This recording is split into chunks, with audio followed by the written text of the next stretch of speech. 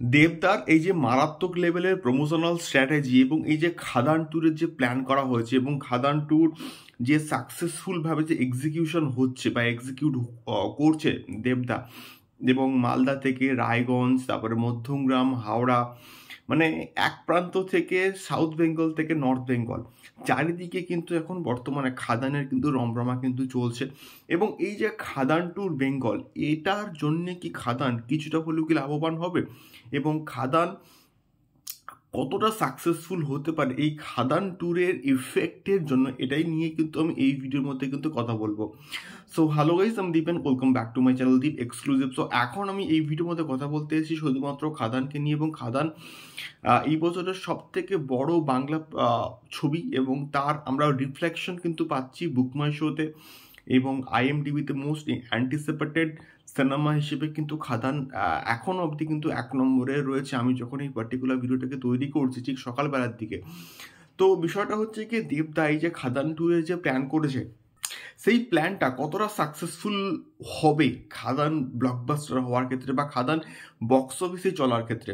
তো সত্যি বলতে টিভির যে অডিয়েন্স, সেই অডিয়েন্স কিন্তু না অনেক সময় বাংলা মাস, মানে এখন বর্তমান টলিউড ইন্ডাস্ট্রিতে তো বাংলা মাস কমার্শিয়াল প্রজেক্ট তৈরিই হচ্ছে না। তো সেই জায়গা থেকে দাঁড়িয়ে খাদান একটা ভালো একটা গুড একটা ইনিশিয়েটিভ আমি বলবো। সো টিভির দর্শক এবং অনেক প্রডিউসার অনেকে কিন্তু মনে করে এখন বাংলা কমার্শিয়াল সিনেমা তো হয় না, এবং সেই জায়গা থেকে যে সমস্ত প্রজেক্ট তৈরি হয় ম্যাক্সিমাম কিন্তু আরবান ওরিয়েন্টেড, অর্থাৎ কলকাতা ওরিয়েন্টেড।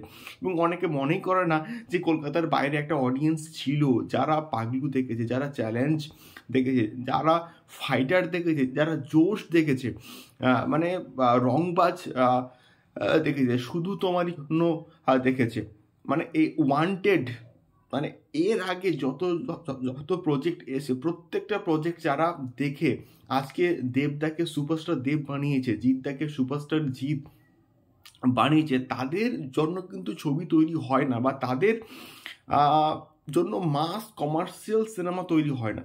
তো সেই জায়গা থেকে দাঁড়িয়ে আমার মনে হয় যে এইবার কিন্তু ভাবা উচিত, এবং দেবদা যে অ্যাগ্রেসিভলি যে প্ল্যানটা করেছে যে আমরা দর্শকের কাছে পৌঁছে যাব, এবং যেভাবে খাদান ট্যুর করা হচ্ছে, এটা গাড়ি করে দুদিকে খাদানের লোগো মেরে যে এক জায়গা থেকে অন্য জায়গাতে ট্রাভেল করে যাচ্ছে, সেক্ষেত্রে খাদান সম্পর্কেও সাধারণ দর্শক, ওইখানকার মফস্বল এরিয়ার যে দর্শক, প্রত্যেকে কিন্তু অ্যাটলিস্ট জানতে পারছে যে হ্যাঁ, খাদান বলে একটা প্রজেক্ট আছে, মাস কমার্শিয়াল প্রজেক্ট, যেখানে আমরা দেবদাকে বা দেবকে সে আগের মতো ভাবে কিন্তু দেখতে পাবো।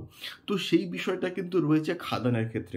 তো সেই জন্য আমার মনে হচ্ছে এটা একটা সাধারণ দর্শকের কাছে পৌঁছে যাওয়ার ফলে মফস্বল এরিয়ার দর্শক, টিভির যে দর্শক, তারা কিন্তু আবার ফিরে আসবে দেবদার কাছে। তো এটা আমার মনে হয় যে গুড একটা ইনিশিয়েটিভ, এবং যার ফলে শুধুমাত্র কলকাতার দর্শক নয়, কলকাতার বাইরের দর্শকও কিন্তু খাদান দেখবে, খাদান সম্পর্কে জানতে পারবে, এবং ভালো একটা ওয়ার্ড অফ মাউথ হলে তো খাদান ব্লকবাস্টার হবেই হবে, মানে মানুষ আরও আসবে। এবং যে সময়টা ধরে 2 মাস 3 মাস 4 মাস ধরে সিনেমা হলে সিনেমা চলতো, সেই একটা সিনারিও আমরা কিন্তু দেখতে পাবো খাদানের ক্ষেত্রে। সো দেখা যাক, আমার মনে হয় যে খাদান ট্যুরটা একটা প্রচণ্ড ভালো একটা ইনিশিয়েটিভ এবং প্রচণ্ড ভালো একটা ইফেক্টিভ প্রমোশন হবে। তো সেক্ষেত্রে তোমাদের কি মতামত সম্পূর্ণ বিষয়টাকে কেন্দ্র করে অবশ্যই কমেন্ট বক্সে কমেন্ট করে শেয়ার করতে পারো। দেখা হচ্ছে পরবর্তী ভিডিওতে খাদান সংক্রান্ত আরও অনেক ভালো ভালো আপডেটস নিয়ে। টাটা।